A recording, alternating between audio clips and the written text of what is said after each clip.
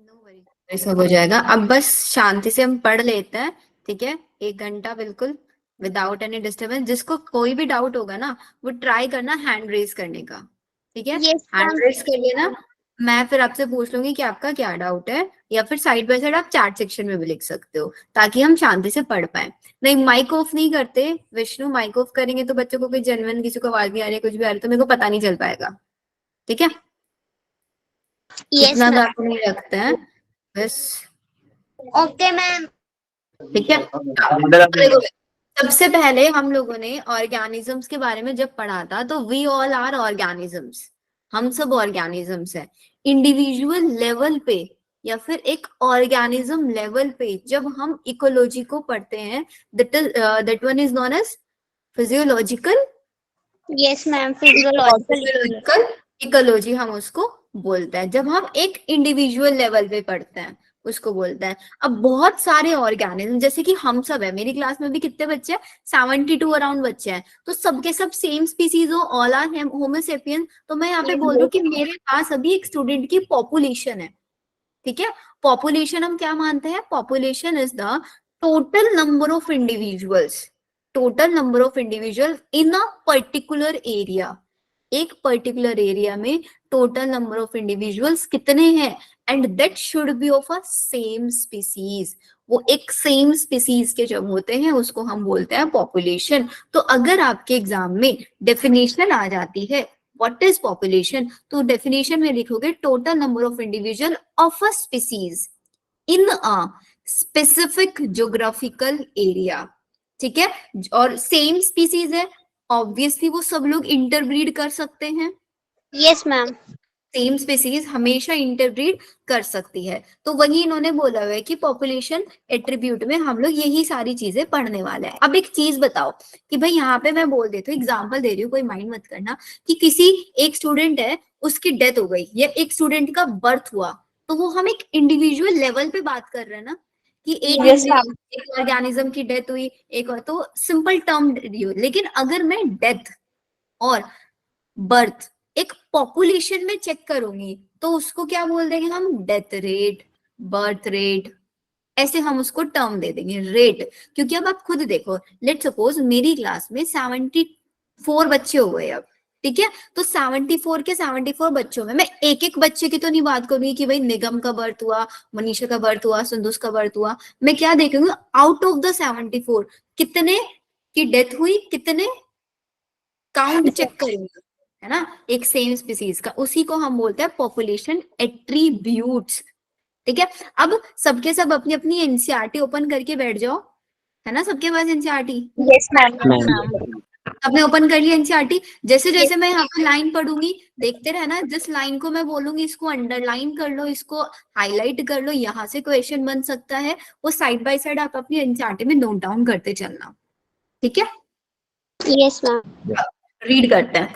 In nature we rarely find isolated या फिर single individuals of any species. मतलब हम कभी भी देखेंगे, जैसे कि भाई कोई भी एक डॉग है, अकेला डॉग तो कहीं भी नहीं मिलेगा ना, वो आपके घर तक अकेला आ रहा है, लेकिन वो आप उसका कभी पीछे करते करते चले जाना उसके घर तक, मतलब जहाँ पे वो जा रहा है उसकी कम्युनिटी के और 2 डॉग्स मिलेंगे वहां पे।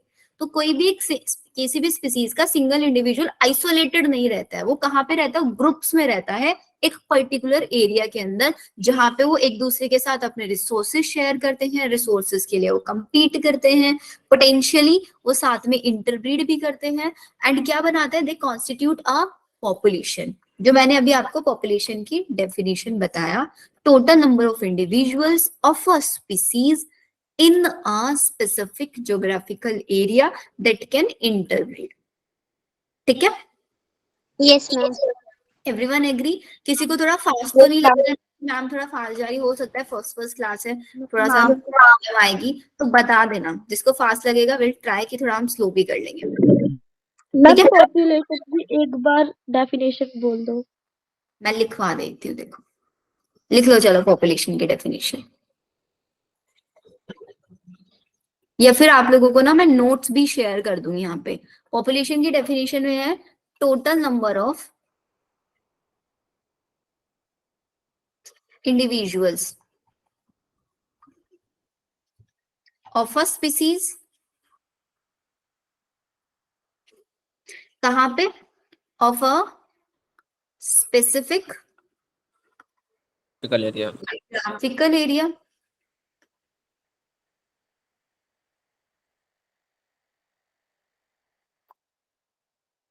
that can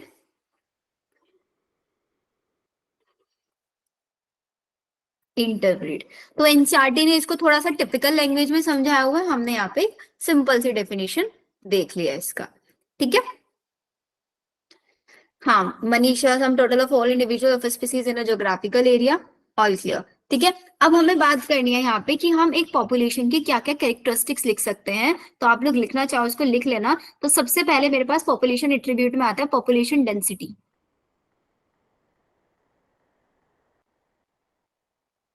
पॉपुलेशन डेंसिटी को हम शॉर्ट में लिखते हैं पीडी, या फिर इसको हम पॉपुलेशन साइज भी बोल सकते हैं। पॉपुलेशन डेंसिटी का फॉर्मूला क्या होता है? Any doubt?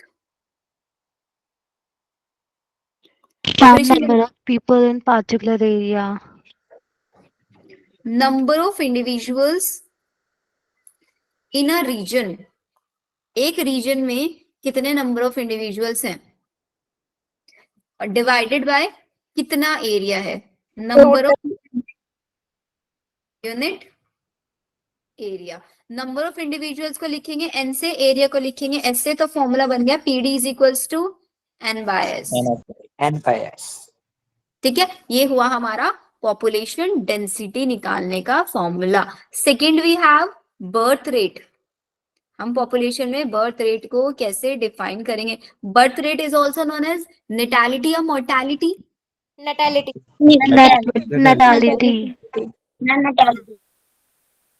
Natality. New born होता है ना, N for new born, N for natality. Mortality मरना, MORTALITY, मोर्टालिटी मरना, नेटालिटी न्यू बॉर्न। ऐसे याद रख लेना अगर कंफ्यूजन होता है तो।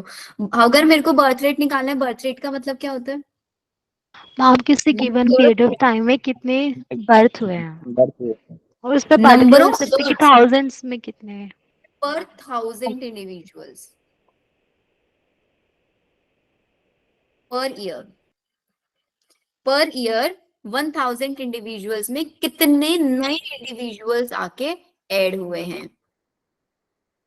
ऐसे ही we have death rate. Death rate is opposite होगा। मोर्टेलिटी। मैम एक बार Mortality का- पॉपुलेशन डेंसिटी बता दीजिएगा। देखो बेटा, पॉपुलेशन डेंसिटी का मतलब ये होता है कि कितने नंबर ऑफ इंडिविजुअल्स एक पर्टिकुलर एरिया के अंदर रह रहे हैं। तो वो एरिया कितना है और उस एरिया के अंदर कितने इंडिविजुअल्स रह रहे हैं, उसको बोलेंगे हम population density. Okay ma'am. Density is equals to mass over volume होता है ना। Yes ma'am. That's यहाँ पे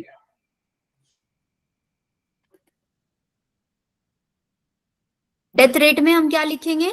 number of death. Number of death per 1000 individual per year. Very good.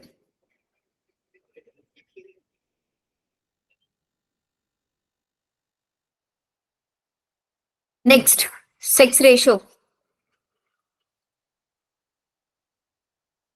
इसको क्या बोलेंगे? नंबर ऑफ मेल्स और फीमेल्स, या फिर ऐसे लिख लो, अगर सिर्फ फीमेल्स का लिखें, number of females per 1000 males of a population per year. Directly per year लिख दो, पर 1000 मेल पर ईयर। 1000 मेल्स में कितनी फीमेल्स हैं?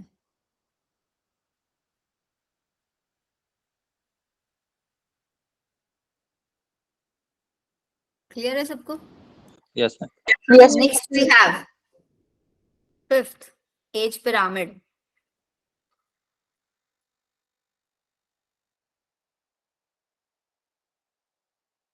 क्या होता है age pyramid?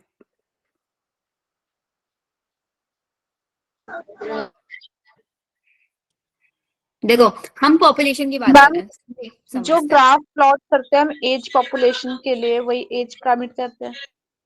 Good evening ma'am. कौन सी चीज है? नाम के उसमें कितने न्यू बर्थ हुए हैं, कितने ओल्ड एज पीपल हैं एक पर्टिकुलर मतलब एज population के के अंदर। अकॉर्डिंग डिफाइन करना। मुश्किल होता है। पॉपुलेशन के अंदर एक पर्टिकुलर एरिया है एक पर्टिकुलर स्पीसीज है। लेकिन जैसे कि हम लोग हैं यहाँ पे, मैं हूँ, आई एम फॉर 26 एज, कुछ बच्चे होंगे यहाँ पे, एग्जाम्पल दे रही हूँ, है नहीं, जो 3 या 4 साल के होंगे, कुछ होंगे जो 30-40 की एज के होंगे, कुछ होंगे जो 70-80 की एज के होंगे। तो मुझे ये चेक करना है कि भाई यहाँ पे पॉपुलेशन में, इस पॉपुलेशन में किस किस एज ग्रुप के इंडिविजुअल कितने हैं, किस एज ग्रुप के इंडिविजुअल्स ज्यादा हैं, किस एज ग्रुप के इंडिविजुअल्स कम हैं। ये शैली।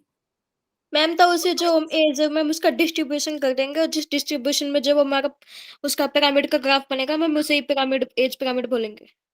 जैसे एज पिरामिड बोलेंगे जब हम एज का निकाल रहे हैं यहाँ पे। जैसे नेक्स्ट चैप्टर हम लोग पढ़ेंगे ना इकोसिस्टम, वहां पे हम एनर्जी का ड्रॉ करेंगे, बायोमास का ड्रॉ करेंगे, तो उसका एनर्जी पिरामिड, बायोमास, यहाँ पे एज का अकॉर्डिंग निकाल रहे हैं। This is calling age pyramid. Yes Manisha. Ma'am जो आपने सेक्स रेशियो बताया मैम, इसमें जैसे कि टोटल मेल्स हुए और मेल्स में कितने फीमेल्स हैं वो हम हाँ। निकालते हैं, मतलब आउट ऑफ मेल्स में से कितने फीमेल्स हैं। Exactly.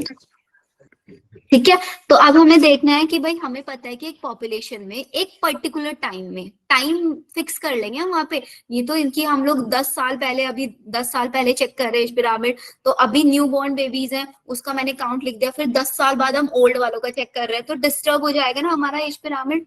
एक ही पर्टिकुलर टाइम में सारे एज ग्रुप वाले इंडिविजुअल्स का एज पिरामिड हम ड्रॉ करते हैं। ठीक है, तो यहाँ पे हम देखते हैं इसमें क्या करते हैं, when the age distribution is plotted for a population. Age distribution को जब हम प्लॉट करते हैं उसको हम बोलते हैं आपका एज पिरामिड। ठीक है, एक पर्टिकुलर गिवन टाइम में हम इसको जनरली चेक करते हैं। ठीक है, यस मैम। Yes. अब जो हमारे पास पिरामिड्स है, on the basis of shape, they can be of 3 type.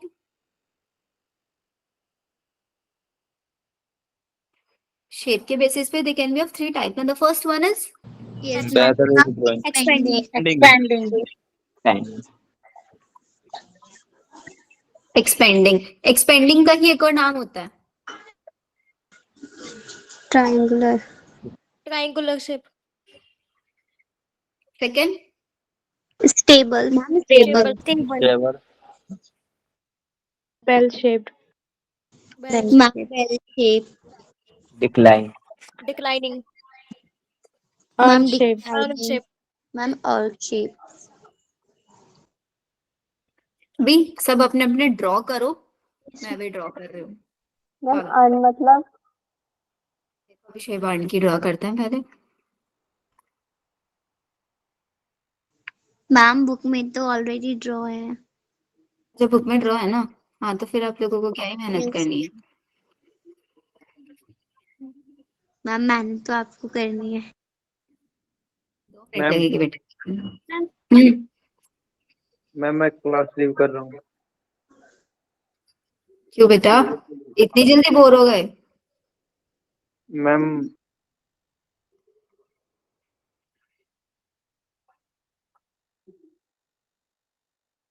Can't hear you. देखो ये अनशेप हो गया। ठीक है, स्टेबल। मैम एनसीईआरटी में जगह नहीं बची, मैं बनाई। छोटा छोटा एनसीईआरटी में तो बने हुए हैं ना। यस मैम बने हुए हैं। मैम बट थोड़ा शॉर्ट नोट के लिए साथ साथ हम एनसीईआरटी में साथ के साथ ही बनाते हैं। बहुत जगह है ना अभी तो। छोटा छोटा बनाना, छोटा छोटा। मैम मेरी बुक में तो जगह ही नहीं बची, पेज ही भर गए। नेक्स्ट पेज पे लिख लो।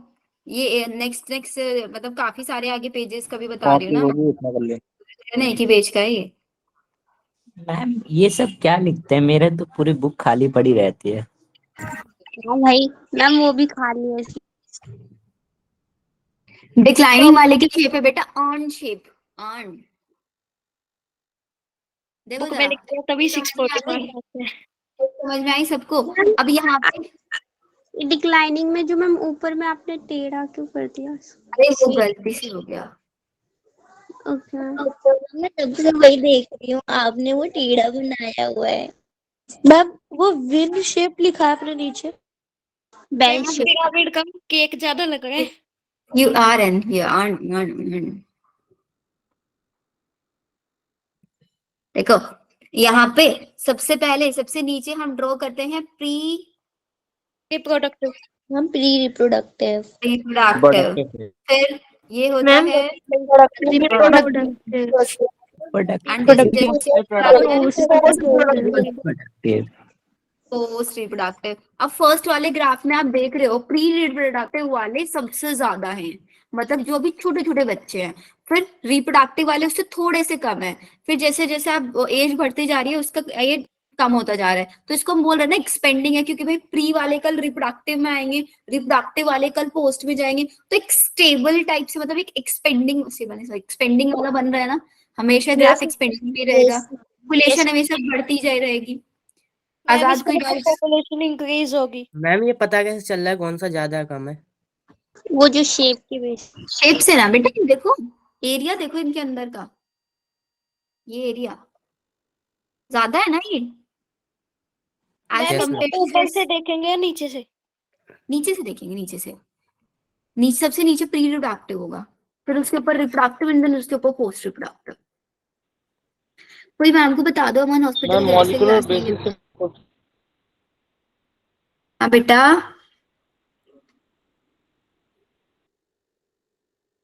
मेरा एक क्वेश्चन था, जो चैप्टर है ना मॉलिक्यूलर बेसिस। अभी कौन सा चैप्टर पढ़ रहे हैं हमें? पॉपुलेशन। उसमें मैम, ध्यान दो ना। पॉपुलेशन चैप्टर है वो वाला। Organism and ma'am population question था मैम मेरा। मैम बेटा ऑर्गेनिज्म वाला पार्ट डिलीट है इसमें, बाकी Yes, नीट ma'am. के लिए हम ऑर्गेनिज्म पढ़ेंगे। जो अभी हम पढ़ रहे हैं वो वाला पार्ट तो आएगा ना, अभी इसको पढ़ लो। Yes. बाकी जितना आपके डाउट्स होंगे सब कुछ क्लास के बाद ले लेंगे हम, मैम ठीक है? बोलो। मैम मैं लीव कर सकता हूँ? हाँ हाँ आप लीव कर सकते हो। Thank you ma'am. यहाँ तक क्लियर है ना सबको? किसी Yes. को यस कोई यस मैम। any doubt? नहीं। नो चलो फिर मैम। तो हमने सबसे पहले पॉपुलेशन एट्रीब्यूट में पॉपुलेशन की डेफिनेशन देखी, फिर पॉपुलेशन डेंसिटी देखा, फिर नेटेलिटी, मोर्टालिटी, सेक्स रेशियो देखा, फिर हमने एज पिरामिड देखे। एज पिरामिड में हमने 3 टाइप के एज पिरामिड देख लिए, एक्सपेंडिंग, स्टेबल और डिक्लाइनिंग। एक्सपेंडिंग स्टेबल, स्टेबल में आप क्या देख रहे हो यहाँ पे कि भाई जो हमारे प्री रिप्रोडक्टिव है और रिप्रोडक्टिव है वो ऑलमोस्ट इक्वल है, यस सेम है, इसीलिए हमने इसको बोला स्टेबल। लेकिन डिक्लाइनिंग में हम देख रहे हैं भाई प्री रिप्रोडक्टिव वाले तो बहुत कम है और रिप्रोडक्टिव वाले बहुत ज्यादा है, तो रिप्रोडक्टिव वाले एक टाइम के बाद पोस्ट में पहुंच जाएंगे, तो ये प्री वाले तो फिर कम ऊपर जाएंगे, तो ऑब्वियसली ऊपर वाला ग्राफ छोटा होता चला जाएगा ना, यस मैम। पॉपुलेशन का साइज कम हो जाएगा, हमारी पॉपुलेशन डिक्लाइनिंग हो जाएगी। तो पॉपुलेशन एक्सपेंडिंग कब होगी? जब सबसे ज्यादा प्री रिप्रोडक्टिव होगी। Yes ma'am ma'am. हर चीज हमारा ग्राफ कैसा आएगा वो उस चीज पर डिपेंड करता है प्री रिप्रोडक्टिव कैसे है। यस इल्मस?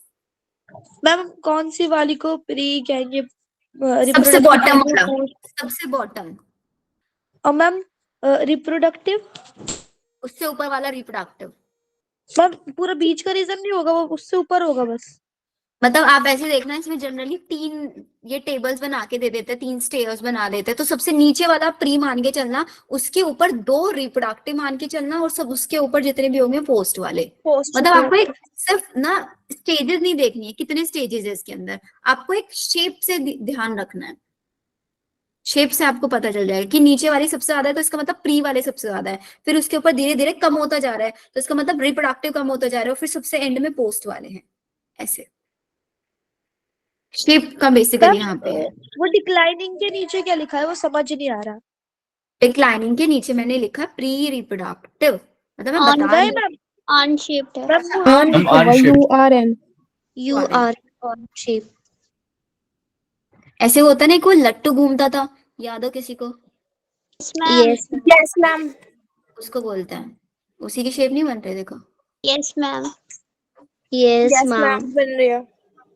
बस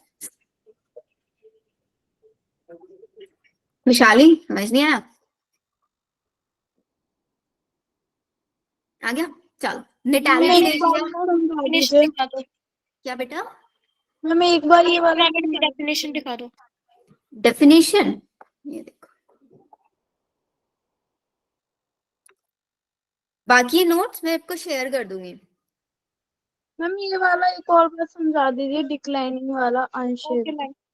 देखो पिंकी, डिक्लाइनिंग वाले में क्या है ना, आपको चीज डिक्लाइन हो रही है, पॉपुलेशन का साइज डिक्लाइन हो रहा है, पॉपुलेशन के जो है वो हमारी वो स्टेबल है। अब आप खुद देखो, कोई भी फैमिली है, उस फैमिली के अंदर लेट सपोज जो सबसे छोटी एज वाले बच्चे हैं, मतलब सबसे छोटी एज वाले मतलब 2-3 साल वाले बच्चे जो हैं, वो सिर्फ एक ही है, मान के चलता है एक है, ठीक है। और 3 इंडिविजुअल्स उसके घर में हैं जो 40-40 एज वाले हैं, 40 या 30 इस एज के मान के चलो, वही रिप्रोडक्टिव एज होती है, 25+ मान के लेना, ठीक है। और 2 इंडिविजुअल्स उसके अंदर, देखो लिख के बताते हैं, चलो केस, एक है चाइल्ड, ठीक है, 2 है वहां पे एडल्ट, और 2 ही है वहां पे ओल्ड एज वाले। तो ओल्ड एज वाले टाइम के बाद डेथ हो जाएगी उनकी।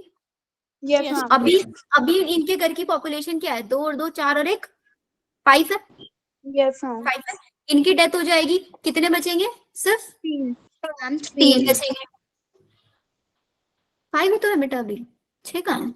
मैम फिर इस टाइप से भी क्वेश्चन आ सकता है इस टॉपिक को। नहीं, इस टाइप से क्वेश्चन वैसे आज तक तो आया नहीं है, शेप पे आ जाते हैं सिर्फ, मैम मैं सिर्फ समझाने के लिए बता रही हूँ। मैम मैं रिपीट कर दूं। देखो मैं बता रही हूँ बेटा, डिक्लाइनिंग कैसे है, तो डिक्लाइनिंग तीनों समझ में आ जाएंगे, इस एग्जांपल को समझ लो। एक पॉपुलेशन है, उसमें एक चाइल्ड है, 2 एडल्ट है, 2 ओल्ड एज वाले हैं, तो आफ्टर 10 ईयर्स क्या होगा, 10 to 15 ईयर्स मान के चलो, ये ओल्ड एज वालों की डेथ हो जाएगी, तो इनकी पॉपुलेशन कितनी रह जाएगी? 2 और 1 3 रह जाएगी ना। फिर Yes, मैम। ओल्ड एडल्ट वाले किस में चले जाएंगे? ओल्ड में चले जाएंगे, एडल्ट वाले ओल्ड में चले जाएंगे ना। और चाइल्ड एक ही था, इसकी किसी के साथ शादी होगी, तो मतलब एक ही इंडिविजुअल आएगा घर में बस। अभी जब रिप्रोडक्टिव एज हो जाएगा, और ये वाले ओल्ड में चले गए, अभी कितनी हो गई? 4 हो गई बस। डिक्लाइनिंग में जा रही है ना। लेकिन अगर मान के चलो घर में किसी पॉपुलेशन में 10 चाइल्ड है,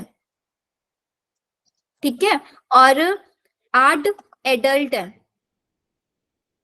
और 4 ओल्ड एज वाले हैं, तो इनकी पॉपुलेशन कैसी रहेगी? ओल्ड एज वाले एक टाइम के बाद डेथ, एडल्ट वाले ओल्ड में कन्वर्ट। अब इन 10 चाइल्ड की और 10 के साथ शादी होगी, तो अब यहाँ पे ये कितने हो जाएंगे? 20 हो 20 हो जाएंगे। जाएंगे। फिर इनके भी बच्चे होंगे, 20 मैम 20 फिर वो 10 होंगे।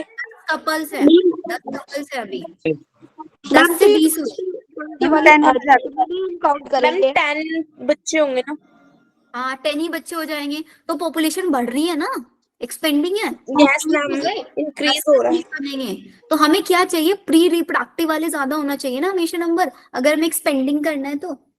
Yes ma'am. और अगर प्री रिप्रोडक्टिव वाले ही कम होंगे, क्योंकि वही तो आगे जाके नेक्स्ट जनरेशन बनाएंगे, मैम डिक्लाइनिंग हो जाएगा फिर। डिक्लाइनिंग हो जाएगी।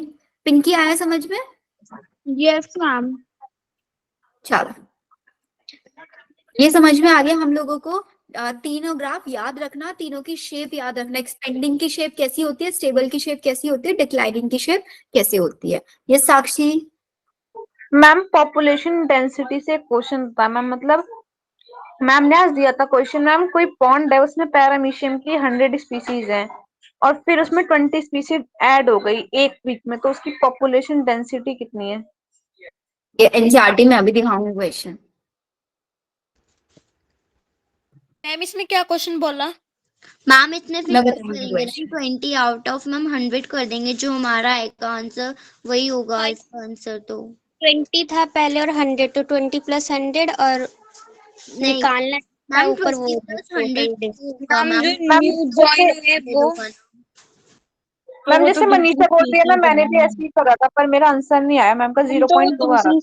ये आंसर आ जाएगा, टोटल आंसर आ जाएगा। 120 होगी और एरिया से डिवाइड हो जाएगा। शांति शांति शांति शांति शांति शांति, पढ़ लो, है ना। मैम क्वेश्चन भी बताऊंगी। मैम हाँ एक बताओ। मैम साक्षी को कुछ बताना था, क्योंकि इस वजह से तुम्हारा आंसर नहीं आया, क्योंकि तुमने इसमें ऐड कर दिया था, विदाउट एडिंग करते तो तुम्हारा आंसर आ जाता, वो भी पहले आता। मैम जो न्यू ऐड या कम हुई है उसको ऊपर रखेंगे, अपॉन में जो हमारी पहले थी उसको रखेंगे। यस यस मैम, ऐसे ही करते हैं, क्योंकि मैम मेरी मैम ने भी ये क्वेश्चन मतलब 2-3 क्वेश्चन इस टाइप के करवाए थे, तो मेरा आंसर आ गया था। मैं क्वेश्चन कराऊंगी आप लोगों को, टेंशन मत लो, ठीक है। सारे क्वेश्चंस करेंगे ये वाले। 2 टर्म्स लिखी है मैंने आपके सामने, इमाइग्रेशन एंड ईमाई। पहले इनका तो करेक्ट प्रोनाउंसिएशन बताओ। मैम इमिग्रेशन और immigration, immigration, emigration, immigration, immigration, immigration, immigration and emigration. Immigration. Immigration, emigration, difference दोनों में क्या होता है? बहुत कंफ्यूज होता है बच्चे यहाँ पे। मैम इमिग्रेशन में मैम नई इमिग्रेशन में होता है किसी होगी पार्टिकुलर एरिया में और एडिशन होना, एमिग्रेशन होता है किसी पार्टिकुलर पॉपुलेशन से इंडिविजुअल्स का जाना, यस तो मैम। उसमें आप कम होता है इंडिया में और रहते हो, इमिग्रेशन में ज्यादा होता है। इंडिया में रहते हो आप, दिस इज योर एरिया, ठीक है। तो आपके एरिया में लेट्स सपोज यूएस से कोई इंडिविजुअल आके ऐड हो रहा है, तो वो आपके लिए इमाइग्रेंट है। लेकिन आपके इंडिया से कोई निकल के जा रहा है, कहाँ पे? यूएस में शिफ्ट हो रहा है, दैट इज इमाइग्रेशन, ठीक है। जैसे कि ई माइग्रेशन का बहुत अच्छा एग्जाम्पल है साइबेरिया, सुना है? साइबेरिया में साइबेरियंस थी, यस मैम, साइबेरियन बर्ड्स। देखा है यस मैम, मैम, माइग्रेट करते हैं। Yes ma'am. वो साइबेरियन बर्ड्स क्या थी? They all are cold blooded animals, ठीक है। वो कोल्ड ब्लडेड एनिमल्स थी, तो क्या करती थी? साइबेरिया, साइबेरिया का जो टेम्परेचर होता है ना विंटर्स में, इतना ज्यादा हाई हो जाता है कि ये टॉलरेट नहीं कर सकती, तो ये क्या करती है? साइबेरिया से इंडिया में आ जाती थी। इंडिया में भी कहाँ आती थी? इंडिया में भी कहाँ? राजस्थान में। Yes ma'am, yes pink colour के दिखते हैं ना मैम। राजस्थान के भरतपुर में। अब तो नहीं आती, अब तो ये बेचारी एक्सटिंक्ट हो गई हैं। मैम राजस्थान में भी तो बहुत हाई टेम्परेचर होता है। अरे हाँ तो वहाँ पे कोल्ड का साइबेरिया में टेम्परेचर। विंटर्स में बहुत हाई टेम्परेचर नहीं, सॉरी लो टेम्परेचर, सर्दी, हाई सर्दी बोल रहे थे हम, ओके। सर्दी। साइबेरिया में बहुत ज्यादा सर्दी हो जाती है विंटर्स में, तो इसलिए कोल्ड ब्लडेड है और अपनी बॉडी का टेम्परेचर खुद से नहीं मेंटेन कर पाती, तो इसलिए इनको आना पड़ता है राजस्थान के भरतपुर में। और भरतपुर के कौन से नेशनल पार्क में देखी जाती थी? बहुत मतलब उस टाइम पे ना बहुत अच्छा टूरिस्ट स्पॉट बनता था ये। राणा क्या नाम? क्योलेडियो नेशनल पार्क, ये जीके का क्वेश्चन है एक। Yes ma'am. इस स्लाइड पे जो बताया है वो मतलब बता दो इनको बस एक पता बार। होता था कि इनको कहाँ पे जाना है, ये वहीं पे जाती थी नेशनल यस पार्क मैम। में। क्योंकि भरतपुर के, राजस्थान के भरतपुर में वेटलैंड्स थी। साइबेरिया में जहाँ पे रहती थी wetland, wetland is the area जहाँ पे वो कम्प्लीटली वाटर से कवर्ड अप होता है, मतलब एक स्पेशल टाइप से एक एरिया बना देते हैं। तो इनको राजस्थान में दिखा होगा, वहीं पे आते हैं, मतलब हमेशा से ही वहीं पे आती थी। लास्टली ऐसे बोला जाता है सबसे ज्यादा 2002 में देखी गई थी, 2002 के विंटर्स में राजस्थान में। अभी तो इनका काउंट बहुत कम रह गया है। साइबेरिया में विंटर्स में बहुत ज्यादा। समझाया वो समझा दो, मैं लीव हो गया था। मैंने सिर्फ ये बताया बेटा, इमाइग्रेशन एंड ई माइग्रेशन, या फिर इमिग्रेशन या ई माइग्रेशन। इमाइग्रेशन में क्या होता है?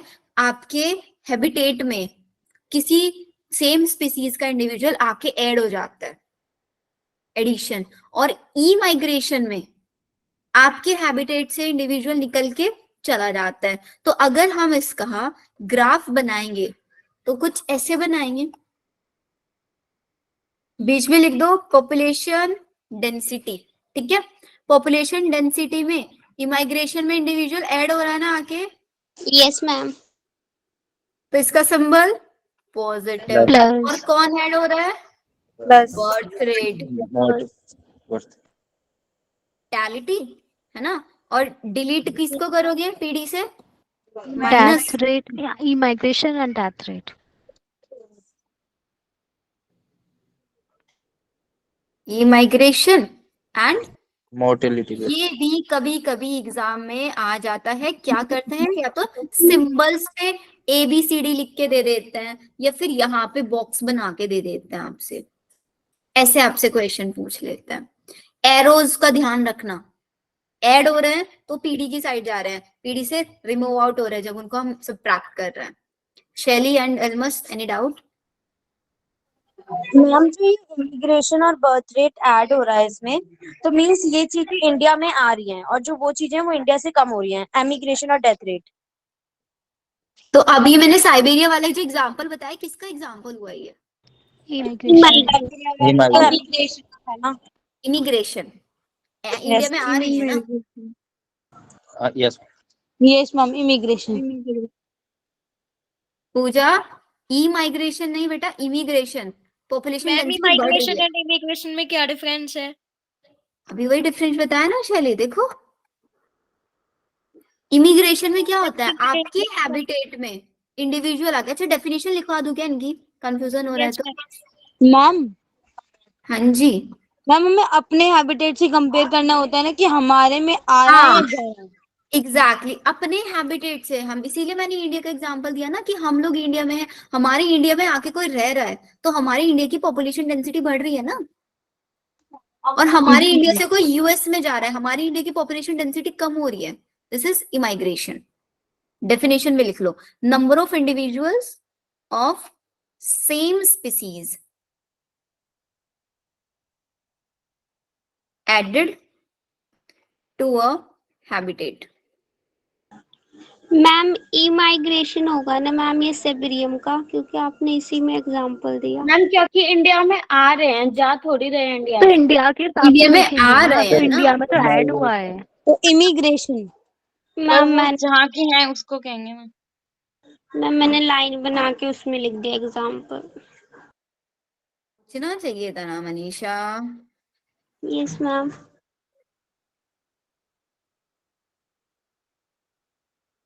अब बताओ, अभी भी कंफ्यूजन होगा? No ma'am. लिख लो अब इसको जल्दी से, edit to a habitat and move to a different habitat. Same species move to a different habitat.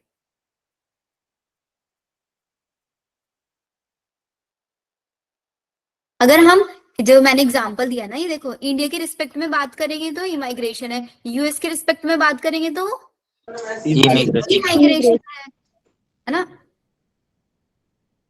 Clear. अब पॉपुलेशन डेंसिटी का एक फॉर्मूला और है जो बड़े बच्चों को परेशान करता है, लिखो इसको। NT + 1 = NT I D + E। अब ये डेफिनेशन मैम वो ये होता है ना कि NT + 1 = में NT प्लस में मैम फिर ब्रैकेट होता है जिसमें मैम B + D होता है, E + I होता है, देन उसमें माइनस करते हैं D + E को। इसका नहीं हुआ है ना नोट डाउन, डोंट वरी, मैं नोट शेयर कर दूंगी। तो फॉर्मूला लिखो, NT = N0 plus B + I minus E + D।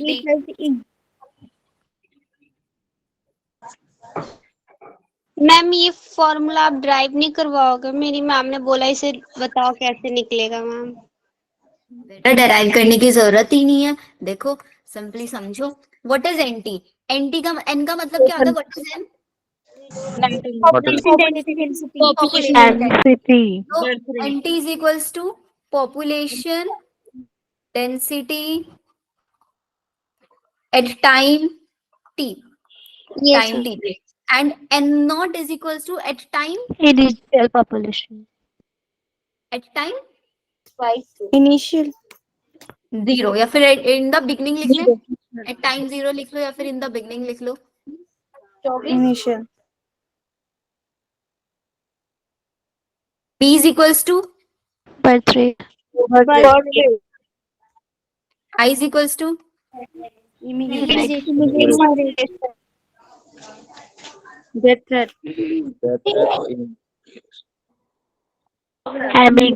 Migration. अब आप खुद देखो भाई, डेथ रेट और इमाइग्रेशन, इमिग्रेशन या इमाइग्रेशन, ये दोनों की दोनों चीजें ऐड हो रही है। हमें क्या निकालना है कि भाई एग्जाम्पल ले लो कि अभी हमारे पास क्लास में 90 स्टूडेंट है, तो बिगिनिंग में मतलब जब मैंने क्लास स्टार्ट करी तब 90 नहीं थे, तब कितने थे मेरी क्लास में स्टूडेंट? तब थे 75। तो बिगिनिंग में आई हैव 75 स्टूडेंट। अब भाई कितने बच्चे का बर्थ हुआ यहाँ पे, मतलब कितने बच्चे नए आए? लेट सपोज 15 नए बच्चे आ गए, ठीक है, और कुछ बच्चे नेहा मैम या मानसी मैम की क्लास से शिफ्ट होके आ गए, वो भी हमारे हैबिटेट में आ रहा है ना, दूसरी क्लास से शिफ्ट होके 3 बच्चे आ रहे हैं। तो क्या हुआ, 4-5 बच्चों को समझ में नहीं आया, 5 बच्चे लीव करके चले गए, और कुछ बच्चों को ये लगा कि नहीं शिवानी मैम अच्छा नहीं पढ़ा रही है, नेहा मैम या मानसी मैम की क्लास में वो चले गए 3 बच्चे। ऐसे करूंगी नहीं, ये सारे बच्चे वो हैं D+E वाले जो चले गए, तो इनको ऐड करूंगी और जितने आए उसमें से सब्ट्रैक्ट कर दूंगी मैं। Yes ma'am. तो तभी मेरे पास अभी कितना टाइम हुआ अभी, आफ्टर 42 मैम फिर तो 85 बचेंगे ना, मिनट। मतलब देखो इसमें अगर करेंगे तो 8-10 के आसपास। मैम तो अभी आपकी क्लास में 85 स्टूडेंट होंगे। अब कितने मेरी क्लास में? 90 95 85 आ रहा है। 85 होने चाहिए 90 है मैम अभी। कैलकुलेशन के हिसाब से। 98 नहीं 88 है। नहीं 80 अभी क्लास में 90। अरे पर अभी डेटा क्लास तो में आगे पीछे हो सकता है ना। 91 बच्चे हैं, 91 एक बच्चा लीव करके चला गया अभी। Yes ma'am. 91 बच्चे हैं, ठीक है, तो हुआ होगा नहीं हुआ होगा, आधे बच्चे सोचो फिजिक्स केमिस्ट्री क्लास चल रही है, कुछ और क्लास चल में चलता है। तो ये हमने आफ्टर टाइम पे, स्टार्टिंग में जब मैंने क्लास स्टार्ट की 75 भी नहीं थे, उससे भी कम थे। Yes ma'am. आगे समझ में? Yes Yes. Ma'am. Ma'am N naught क्या है? बेटा N naught in the beginning, जब मैंने क्लास स्टार्ट की थी 7 बजे, इन द बिगिनिंग कितना पॉपुलेशन था, पॉपुलेशन डेंसिटी इन और आफ्टर टाइम, आफ्टर 10 साल या आफ्टर 15 मिनट, आफ्टर 1 आवर कितना रह गया? मैम ये ऐसे क्वेश्चन आएंगे? नहीं आते। मैम है, एक मैम। बार आप ये आ भी क्वेश्चन गए तो सॉल्व हम करना। आ भी गए तो हम कर ही लेंगे। ये साक्षी, मैम एक बार ये वाला आप सॉल्व करके दिखाना। अच्छा इसका मैथ्स क्या 85 हो गया आएगा मुझसे? इसका 85। यस मैम, मतलब इसका आंसर कितना आया? 18, 5 + 3 8, मैम 8-10 बच्चा का 75 प्लस 85। 18 - 8 10, 10 + 75 85। अब ठीक है? Yes ma'am. मैम मतलब उन 8 बच्चों को क्लास पसंद नहीं आई। हो सकता है 10, लेकिन हमारी तो पॉपुलेशन डेंसिटी बढ़ी ना भाई, जिसको जहां जाना था वो तो गए, हमारा तो 10% फायदा हुआ, 10 यस बच्चे मैम। बढ़े, ओवरऑल तो पॉपुलेशन डेंसिटी इंक्रीज की तरफ है। लेकिन अगर लेट्स सपोज पॉपुलेशन डेंसिटी मेरी डिक्रीज कब होती? अगर ये D+E की वैल्यू ज्यादा हो जाती, लेट्स सपोज ये D+E हो जाता 28, D+E हो जाता 55 बचता है। 28। 28, तो यहाँ पे -10 आ जाता, तो आंसर Yes, कितना आ ma'am. जाता? 65। तो इट मीन्स मेरी पॉपुलेशन डेंसिटी, क्लास की डेंसिटी डिक्रीज हो जाती। तो इट मीन्स अगर आपसे कोई स्टेटमेंट क्वेश्चन पूछे कि भाई किस केस में पॉपुलेशन डेंसिटी इंक्रीज होगी, population density will only increase if B+I की value is greater than D+E। Yes ma'am. ठीक है, तो हम यहाँ पे एक लाइन ये लिख सकते हैं, पॉपुलेशन डेंसिटी इंक्रीज कब होगी? व्हेन B+I इज I की greater value then increase D+E, की और पॉपुलेशन डेंसिटी डिक्रीज कब होगी? D+I प्लस I की वैल्यू E स्मॉल की वैल्यू ज्यादा होगी। ये इसको सेम ही वे में लिखते हैं, कंफ्यूज हो जाओगे फिर से, एरो चेंज कर देते हैं। B+I की value small than D plus. less than D+. This is important. Ma'am जो N0 है वो तो हमेशा बड़ा ही रहेगा ना, क्योंकि N0 NT से बड़ा थोड़ी ना रहेगा हमेशा, वो तो मैम कांस्टेंट रहेगा ना, डिपेंड करेगा, वो तो जितने डिपेंड पहले करेगा। होगा। N0 तो गिवन ही होगा ऑलमोस्ट हमको। ठीक है मैम। मैम एक हाँ, बोलो बोलो।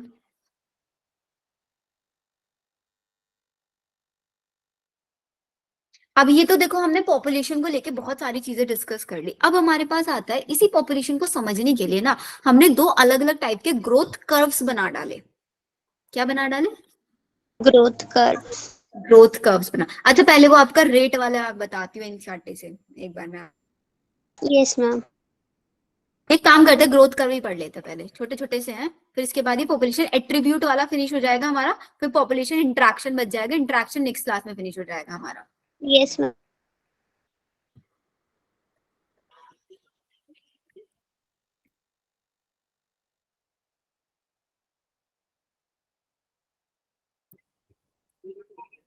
लिखो population growth models. Ma'am stuck हो गई। मैम स्क्रीन पे लो। अब हो आप गई। पे। हाँ, सही है। Population growth models can be of two types. The first one is, और ये ग्राफ बना देना, exponential growth, and the second one is we have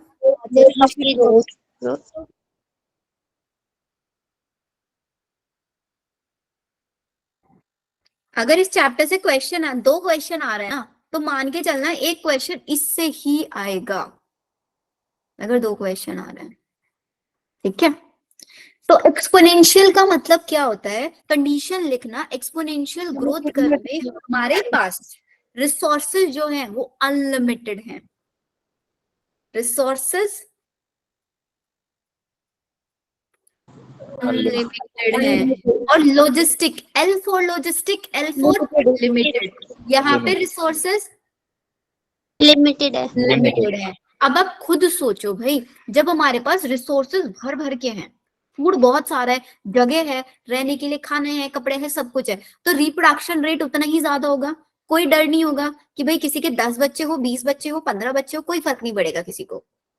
ये मोदी जी ने ये हम दो हमारे दो वाली प्रथा जो चलाई है, क्यों चलाई है, रिसोर्सेज को देखते हुए चलाई है ना, यस मैम। रिसोर्सेज, इसलिए हम दो हमारे दो वाला स्लोगन चला दिया उन्होंने, क्योंकि उनको पता था भाई एक टाइम ऐसा आएगा कि जितने भी हमारी आने वाली जनरेशन, उनको रिसोर्सेज नहीं मिलने वाले, हम लोग इतना ज्यादा रिसोर्सेज का यूटिलाइजेशन कर रहे हैं, तो इसलिए। लेकिन अब हम इस वाले टाइम में देख रहे हैं कि जब रिसोर्सेज अनलिमिटेड हैं, तो ऑब्वियसली पॉपुलेशन डेंसिटी बढ़ती ही बढ़ती चली जाएगी, उसको कुछ सोचने की जरूरत नहीं है। तो ग्राफ कैसे आएगा, इंक्रीज होगा, कर्व होगा ऐसे इसमें, shape आएगा, स्ट्रेट होगा। ऐसे आएगा। तो इसमें आपको ध्यान रखना है,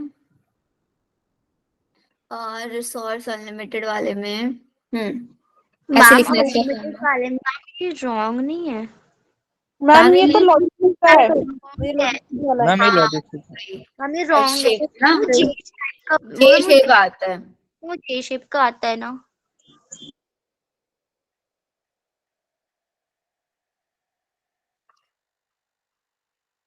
क्योंकि पॉपुलेशन डेंसिटी बढ़ती चली जाएगी ना, जब हम यस मैम। इधर एक पॉपुलेशन डेंसिटी लिखेंगे और नीचे time, yes ma'am. Will be population density बढ़ती चली जा रही है, मतलब ये आगे तक एक्सटेंड होगी, क्योंकि हमारे पास कोई भी बैरियर नहीं है, यहाँ पे कोई हमारे पास टाइम लिमिट नहीं है, कोई लिमिट नहीं बनाई, इसलिए। लेकिन अगर हम लिमिटेड वाले पे देखेंगे, लिमिटेड वाले का मैं यहाँ पे बना दे, मैम ये एस शेप बनेगा ना सिग्मॉइड का? ये एस शेप कैसे बनेगा कि भाई टाइम है हमारे पास, जैसे जैसे टाइम निकलता जा रहा है वैसे वैसे पॉपुलेशन बढ़ती जा रही है, लेकिन एक टाइम ऐसा आया कि भाई अब मेरे पास रिसोर्सेज की कमी रह गई, तो मुझे क्या करना पड़ेगा, पॉपुलेशन डेंसिटी को वहीं पे स्टॉप कर देना पड़ेगा कि भाई अब पॉपुलेशन डेंसिटी नहीं बढ़ा सकते, मेरी कैपेसिटी फिनिश हो गई, और रिसोर्सेज कहाँ से लेके आए, तो एक टाइम के बाद पॉपुलेशन डेंसिटी कांस्टेंट स्टेबलाइज हो जाएगी। तो ये होगी आपकी एस शेप बनेगा, यहाँ पे बन रही है जे शेप, ये एक्स शेप।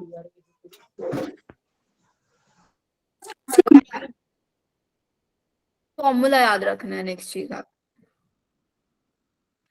एनी डाउट चली? मैम एक बार 2 मिनट के लिए जाना है, मैम जा सकते हैं? ठीक है, फॉर्मूला लिखो, यहाँ पे मेरे पास कोई, मैम इस ग्राफ को लेके कैसे क्वेश्चन आ सकते हैं हमारे पेपर में? बता रही हूँ बेटा, वही सबसे पहला एक्सपोनेंशियल ग्रोथ मॉडल का शेप क्या है, एक्सपोनेंशियल का शेप क्या है, अनलिमिटेड रिसोर्सेज है, तो जितना मर्जी उतना पॉपुलेशन डेंसिटी हम बढ़ा सकते हैं, कोई बैरियर नहीं है हमारे पास। लेकिन जब हमारे पास लिमिटेड रिसोर्सेज है, तो लिमिटेड रिसोर्सेज के केस में एक टाइम ऐसा आएगा कि भाई मेरे सारे रिसोर्सेज फिनिश होने शुरू हो जाएंगे, लिमिटेड रिसोर्सेज बच जाएंगे बिल्कुल। तो हम वहां पे आके पॉपुलेशन डेंसिटी को स्टॉप करने की कोशिश करेंगे कि भाई अब नहीं बढ़ सकती पॉपुलेशन डेंसिटी, अगर अब बढ़ी तो भुखमरी आ जाएगी। Yes ma'am. है ना, ये वाला केस होगा। क्यों होगा यहाँ पे? क्योंकि यहाँ पे एक कैरियर कैपेसिटी आ जाता है, ये एक बैरियर बना दिया है कि भाई जब इससे ऊपर जाओगे ना तो इससे ऊपर पॉपुलेशन डेंसिटी नहीं बढ़ सकती। इस लाइन को जिस पॉइंट पे आके पॉपुलेशन डेंसिटी इंक्रीज होना बंद कर देती है, that point is known as K, and K stands for ma'am carrier constant, carrying capacity. और इसका फॉर्मूला होता है इस ग्राफ को dn by dt is equals to rn k minus n divided by k। इस फॉर्मूले पे आ जाता है। अलग अलग ये k माइनस n को n माइनस k लिख देंगे, k minus n divided bye n करके लिख देंगे, इस टाइप का ये मैम करके दे n देंगे। पॉपुलेशन डेंसिटी है। n is the population density, वो तो अभी भी बताया था पीछे भी मैंने आपको। Yes ma'am. मैंने फॉर्मूला समझा दो। मैम आर क्या है यहाँ पे? dn by dt is equals to rn, या फिर इसको ऐसे भी लिख देते हैं nt is equals to ma'am R क्या है? रेट। RURB। यहाँ पे जो आपका R दिया हुआ है, R is the intrinsic rate of natural resources, या फिर R is equals to B minus D। What is B here? Birth rate minus death rate, या फिर R का एक नाम भी दिया है इन्होंने, intrinsic growth rate of natural increase. क्योंकि भाई जितना बर्थ हुआ, लेट सपोज 10 नए इंडिविजुअल्स ने जन्म लिया, 5 की डेथ हो गई, तो इंक्रीज कितना हुआ? 10 माइनस 5। फॉर्मूला समझ नहीं आया स्वाति? फॉर्मूला देखो बेटा, डायरेक्टली याद करना पड़ेगा, क्योंकि फॉर्मूला अगर हम डेराइव करने लग जाए, इतनी तो मेरे को मैथ्स भी नहीं आती और नई डेरिवेशन में आएगा। सिंपली देखो ऐसे याद रख लो, dn बाय dt, क्योंकि हम लोग यहाँ पे क्या कर रहे हैं, हमने एक्स एक्सिस पे टाइम लिया है, ठीक है, और वाई एक्सिस पे हमने लिया है पॉपुलेशन डेंसिटी। तो पॉपुलेशन डेंसिटी को हम लिखते हैं n से और टाइम को लिखते हैं t से। तो मेरे को पॉपुलेशन डेंसिटी और टाइम में ग्राफ प्लॉट करना है, तो इसलिए मैंने लिखा dn by dt is equals to rn। r का मतलब क्या है कि भाई कितना इंक्रीमेंट हुआ पॉपुलेशन के अंदर, वो हम birth rate minus death rate निकाल लिया हमने। r is equals to b minus d, intrinsic rate of natural increase, है ना। और फिर आर एन कर दिया, एन इज व्हाट? पॉपुलेशन का साइज कितना है, पॉपुलेशन का साइज कितना है, वो आपका हो गया यहाँ पे एन। और नीचे एक और फॉर्मूला लिख दिया मैंने, N T is equals to N naught. N T मतलब population density at time T, और N naught population density in the beginning. और ई क्या होता है? E is the base of natural logarithm. लिख लो इसको, बायो वाले बच्चे ऑब्वियसली नहीं पता होगा। मैम ये वाला तो पता है, ये वाला। E is equals physics to chemistry तो है ही मैम। Base of natural. ये भी क्वेश्चन में पूछ लेते हैं, व्हाट इज E हियर?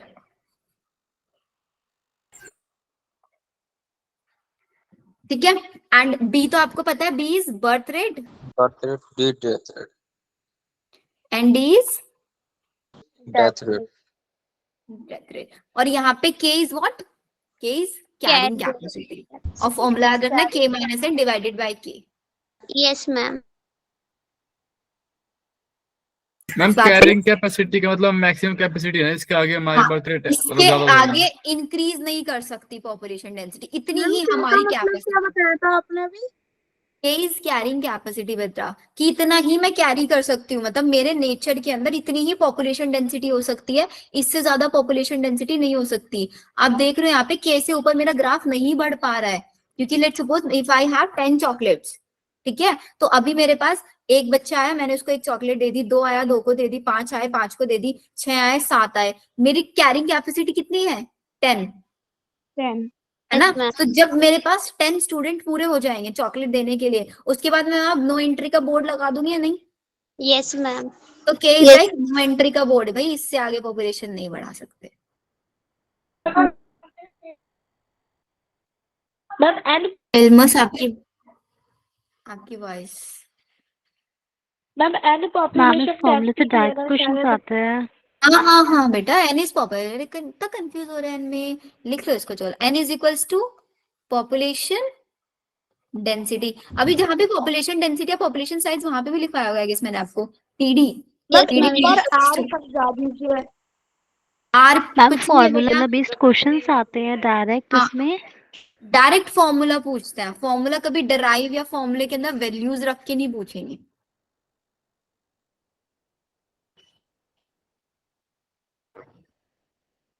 ठीक है बेटा, चैट सेक्शन में क्या चल रहा है आपका? स्वाति, गुंजन,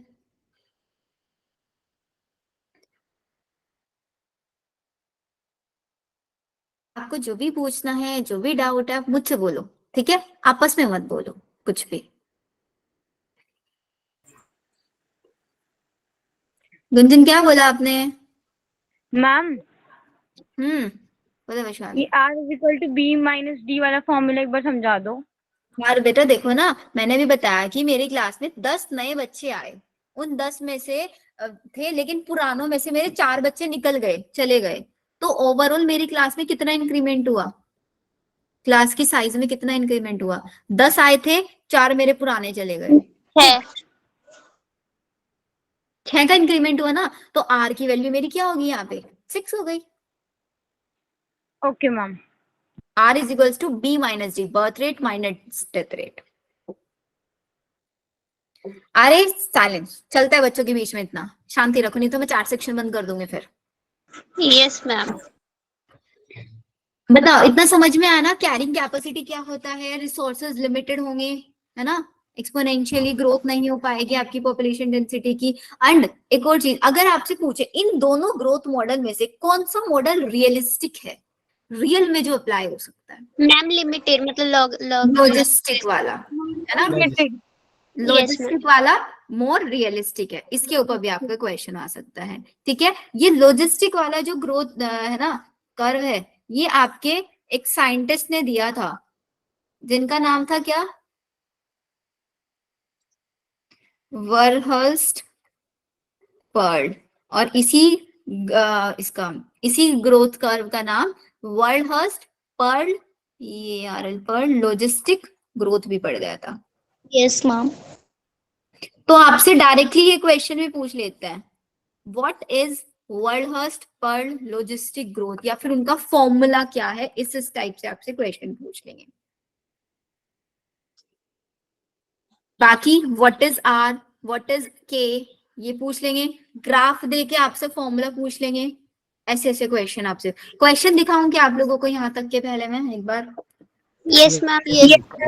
आप मैम, चल। ये जो क्वेश्चन है इस चैप्टर से रिलेटेड अभी जितने भी स्लाइड्स में है, आप उसे एक बार अपलोड कर दीजिएगा अपनी बिटली लिंक पे। हाँ, मैं आप लोगों को एग्जैक्टली यहाँ तक के सारे क्वेश्चंस अपलोड करके, और एक बार मैं आप लोगों को क्वेश्चंस भी दिखा देती हूँ, ताकि आप लोगों का जितने भी कंफ्यूजन है ना वो दूर हो जाए। Yes ma'am. मैम Just आपका yes. बिटली लिंक हमें कहाँ मिलेगा? हमारे ग्रुप में। आपका मेरा बिटली लिंक, हाँ मैं अपडेट करा दूंगी वहाँ का। कैजुअल ग्रुप में है। मैम हमारे कैजुअल ग्रुप में भी तो है। हमारे कैजुअल ग्रुप में है। कैजुअल वाले ग्रुप के आप डिस्क्रिप्शन में चेक करना, वहां पे भी है। मैम आपने कोई ग्रुप मतलब कि बायो का डिस्कशन के लिए ग्रुप बनाया है क्या? बना रखा है, कल ही ऐड कराया था मैंने सब बच्चों को वहाँ पे। मैम लेकिन हम नहीं है। मैम आपने एक बार लिंक शेयर कर दीजिए। अच्छा लिंक शेयर कर दो एक बार, देखो साक्षी ने कर दिया है। ये रास कर लो ज्वाइन।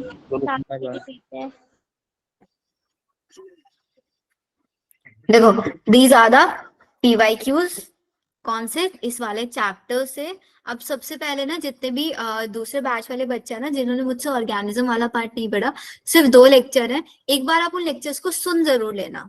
नोट्स आपने बना लिए होंगे अमित सर के या जहाँ से भी, आप एक बार लेक्चर सुन लेना। फिर हम लोग वैसे क्लास में भी सारे के सारे PYQs करेंगे ही करेंगे। जितना मैंने आपको आज पढ़ाया ना, मैं उसी बेसिस पे आप लोगों को एक बार क्वेश्चन दिखा रही हूँ यहाँ पे। ओके ऑर्गेनिज्म एंड इन्वायरमेंट वाले टॉपिक से है सारा का सारे क्वेश्चंस। ठीक है, मैम मैं ऊपर वाला 13 वाला क्वेश्चन बताऊंगी बेटा, बताऊंगी, रुको एक बार आज वाले टॉपिक से दिखा दो इनको कुछ। ये देखो question number 45, which of the following is not a attribute of the population? कौन सा एट्रीब्यूट नहीं है? Species incorrect. चैट सेक्शन में everyone will give answer in chat section, ताकि बाकी बच्चों को डिस्टर्बेंस ना हो, वो भी क्वेश्चन टाइम भी सॉल्व कर पाए। ठीक है। 36 कार्निवोर एनिमल्स, ये अभी नहीं पढ़ा, इसको अभी छोड़ देना। कार्निवोर वाला ये इसमें आएगा आपका स्पीसीज इंटरेक्शन वाले में। और 48 नेटालिटी रेफर्स टू, देखो कितना इजी क्वेश्चन है वो। Birth rate natality birth rate. Question number 57 देखो, when does the growth rate, chat section में आंसर देना, बाकी बच्चों को भी टाइम दो पढ़ने का। when does the growth rate of a population following the logistic model equals to 0, the logistic। अब इस फॉर्मूले में देखो, अब ये क्वेश्चन आया, बहुत अच्छा क्वेश्चन है, खुद करोगे हो जाएगा। ये बोल रहे हैं कि कब आपका growth rate of the population for logistic model वाला जो ये फॉर्मूला बताया ना, ये 0 कब हो जाएगा? कहाँ पे हम 0 वैल्यू पुट करें? मैम कांस्टेंट वाला आपने ये तो मैम डी ऑप्शन हो जाए। जब k और n की वैल्यू इक्वल हो जाएगी, k और n की वैल्यू इक्वल हो जाएगी, तो k माइनस n इक्वल हो गया, तो क्या बचेगा? 0। डिवाइड करेंगे कुछ भी नहीं आएगा, 0 की मल्टीप्लाई Rn में करेंगे तब भी 0 आएगा। तो करेक्ट आंसर इज A। 1 कैसे? मैम लेकिन n बाई के 0 होगा तो मैम n बाई के 0 मैम, हाँ n बाई के, हाँ n बाई के, exactly exactly. Ma'am n by के अगर 1 होगा तो मैम हो जाएगा ना, दोनों इक्वल होंगे। n बाई के अगर 1 होगा ही होना चाहिए ना। एग्जैक्टली n बाई के हमारा 1 हो जाए। हाँ, हमें 0 सी नहीं हो जाना जाएगा है। मैम कौन सा ऑप्शन होगा, सी या ए? सी। मैम डी क्यों नहीं हो सकता ma'am? And nears the carry, बेटा नियर आएगा तो फिर 0 वैल्यू, हमें 0 लानी है वैल्यू। अच्छा और Yes, ma'am. n और k इज एग्जैक्टली दोनों 1 हो जाए, तो यस 1 माइनस 1 0। मैम। हाँ जी, सही ऑप्शन दोबारा समझिए। देखो इसमें बोल रहा है कि भाई जो हमने अभी लॉजिस्टिक ग्रोथ वाला पढ़ा ना, एक सेकंड पिंकी, लॉजिस्टिक वाला जो पढ़ा ना, वो बोल रहा है कि लॉजिस्टिक ग्रोथ कर्व का जो फॉर्मूला है वो 0 कब होगा? आखिर क्या चीज हम चेंज कर दें, किस चीज को इक्वल, किस चीज को 0, किस चीज को इंक्रीज डिक्रीज कर दे कि मेरा जो लॉजिस्टिक ग्रोथ कर्व है वो 0 बन जाए? तो फॉर्मूले में आप चेक कर लेना बेटा। डेथ रेट बी में कैसे हो जाएगा? Death rate is greater than birth rate. Death rate को आपने बर्थ रेट से ज्यादा कर दिया, तो जो आर की वैल्यू है वो नेगेटिव में चली जाएगी सिर्फ, because R is equal to B minus D. Ma'am हाँ, इसका सी सही होगा, आंसर क्या है? सी होगा 57 का।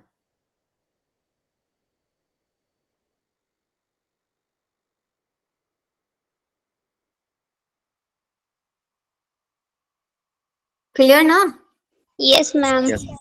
Yes ma'am. मैम ये जो क्वेश्चंस है मैम इसका पीडीएफ आप ग्रुप में सेंड कर देना। Yes ma'am please.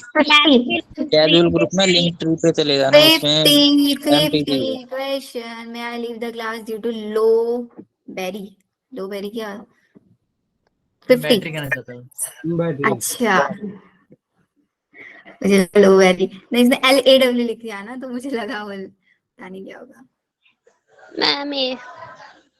Growing population मतलब expanding population. Expanding Ma'am, population में ये क्या चाहिए? प्री रिप्रोडक्टिव वाले सबसे ज्यादा होने चाहिए ना। Yes ma'am. Yes ma'am. Pre reproductive are more than the reproductive, या फिर रिप्रोडक्टिव कम होने चाहिए पोस्ट से। Reproductive and pre reproductive individuals equal नहीं, प्री रिप्रोडक्टिव इंडिविजुअल लेस होने चाहिए। No, A is the correct. Yes ma'am. Ma'am ऐसे क्वेश्चन हमारे टेस्ट में भी दे दे ये लोग। यस यही तो आते हैं। नहीं मैम, स्टेटमेंट बेस रहेंगे ये ज्यादातर। तो नहीं आते हैं मैम। सही बोल। मैम असर्शन रीजन वाले रहेंगे। 69 कौन सा क्वेश्चन में? 69 एंड 64 चैट सेक्शन में, नो डिस्टरबेंस क्लास में। मैम ये जो 5 नवंबर को हमारा टेस्ट होगा मैम, ये भी हमारा वही होगा ना, हमारा बेस्ड कौन सा? यस मैम, 5 नवंबर को जो होगा मैम। ऑफलाइन है ना? सब है हमारे को।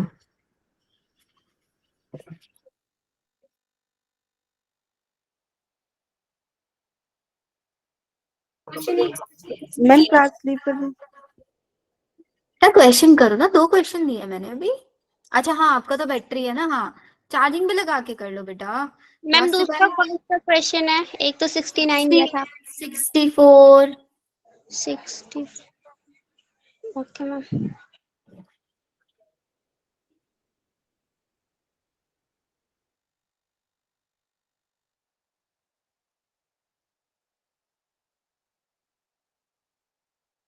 मैम क्वेश्चन कौन सा?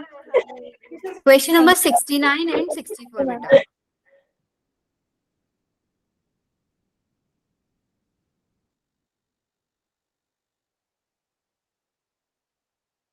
मैम 69 और 64।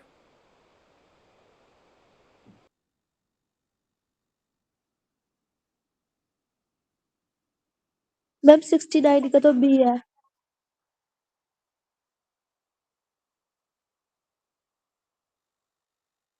69 dn by dt is equals to n k minus n by, हाँ तो सिंपल सा है। 64 वाला करो। मैम 64 का भी 0 है। MB है। निकाल लिया होगा प्लस माइनस निकाल करके। लिया। मैथ्स यस तो मैम अच्छी 0 होगी। आ रहा है। ऐसा कोई है जिसका नहीं निकला 64 का आंसर?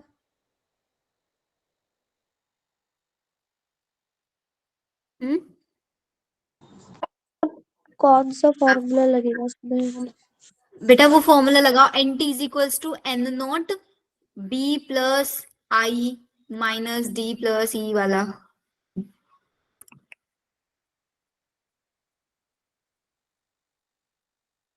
करो। ऐसे मैम एक क्वेश्चन बार आ ये रहे वाला हैं आप सॉल्व करवा दो। देखो कि जैसे जैसे मैं बोल रही हूँ ना लिखना। अभी ये वाला जो पीडीएफ है ना, इसमें मैं लिख नहीं पा रही हूँ, ये तो मैं यहीं पे सॉल्व कर देती।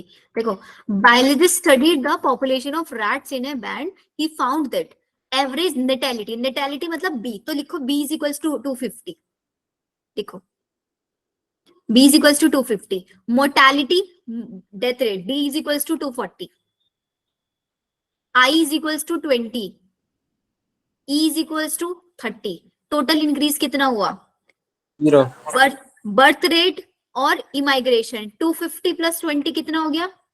जितने जितने आ रहे हैं सारे ऐड हो रहे हैं 270। और जा कितने रहे हैं? 240 प्लस 30 270। 240 ही आ रहे हैं, 240 ही जा रहे हैं, 270 आ रहे हैं, 270 जा रहे हैं। तो इंक्रीज तो कुछ होगा ही नहीं पॉपुलेशन में। यस मैम, 0 हो जाएगा। सबको क्लियर है? Yes Yes. मैम। मैम इसमें एन नॉट क्या होगा? एन नॉट की जरूरत ही नहीं है बेटा इसमें, क्योंकि इन्होंने तो इंक्रीज पूछा है, कितना इंक्रीज होगा पॉपुलेशन में वो पूछा है। ये नहीं पूछा कि फाइनल पॉपुलेशन कितनी हो जाएगी। फाइनल पॉपुलेशन कितनी हो जाएगी उसके लिए इनको देना था कि पॉपुलेशन की जो है इनिशियो बिगिनिंग में वो 300 है, 400 है, इतना है, और उसके अंदर इतना नेटेलिटी हुआ, इतना मोर्टालिटी हुआ, इतना इमाइग्रेशन, ये सब हुआ। लेकिन उन्होंने वो नहीं दिया, बिगिनिंग वाला नहीं दिया, इसलिए इन्होंने पूछा हुआ भी नहीं कि फाइनल कितना हो जाएगा। नेट इंक्रीज पूछा इन्होंने तो। मैम क्या आ रहा है इसका? सी आ रहा है। नहीं, 0 है। 0 है। सॉल्यूशन चाहिए, भेज दो क्या? हिम्मत समझ नहीं आया? मेरा आ गया मैम। नहीं आया। नहीं आया तो पूछ लो एक बार। मनीषा आप सोल्यूशन डाल दो ग्रुप में। Okay ma'am. मैम एक बार आप 69 वाला दिखाना क्वेश्चन। ओके, ये देखो डायरेक्ट फॉर्मूला था।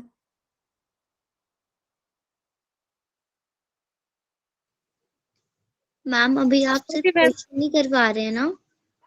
बस अभी हाँ फिनिश क्लास, ये लास्ट था, क्योंकि अभी आप लोगों का भी नेक्स्ट क्लास होगा। एंड कल हम लोग चैप्टर ऑलमोस्ट फिनिश कर देंगे। वेडनेसडे क्लास होता है क्या एक बार हमारा? Let me check. मैम कल नहीं होगी। कल नहीं है ना? अभी 2 क्लास Yes, और नहीं रहती है हमारी। हाँ तो आराम से 2 क्लास में क्वेश्चंस कर करके हम फिनिश कर देंगे इसको, ताकि बिकॉज हमारा थर्सडे फ्राइडे को होगी।